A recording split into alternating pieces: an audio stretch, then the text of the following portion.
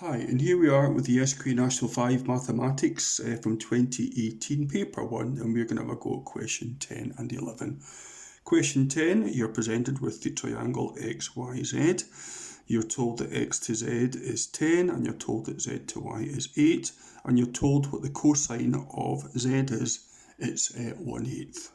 Okay, and then they ask you to get the length of xy. Now this is a cosine rule problem. You might expect this in a paper 2 where you use your calculator or need to take the square root of things. But with it being a paper 1, it should work out reasonably simply. Let's apply the cosine rule to it. So xy squared is 10 squared plus 8 squared minus 2 times 10 times 8 times the cos of z. 10 squared is 100, 8 squared is 64. 2 times 10 is 20, 8 20s is 160, times, now crucially, they give you the cosine of z, you don't need a calculator, you're told that that is 1/8.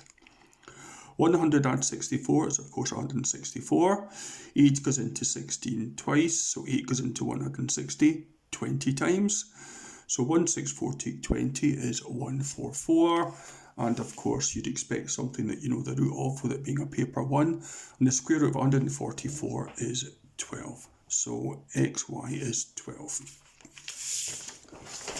Moving on to question 11, where we are asked to express 9 over root 6 with a rational denominator. Okay, that means write it with a number of the same value, but we don't actually have a square root on the bottom. Okay, and I'm sure your teachers told you to take the 9 over root 6 and multiply it top and bottom by whatever the root is down there. In this case, it's root 6. So we're going to multiply it top and bottom by root 6. Obviously, root 6 over root 6 is 1. So we're not making it bigger or smaller. We're just going to change its appearance.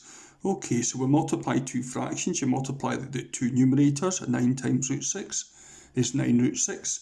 Root 6 times root 6, of course, is 6. 9 over 6 simplifies to 3 over 2. And we can't do anything with the root 6. So it's just left with 3 over 2 root 6.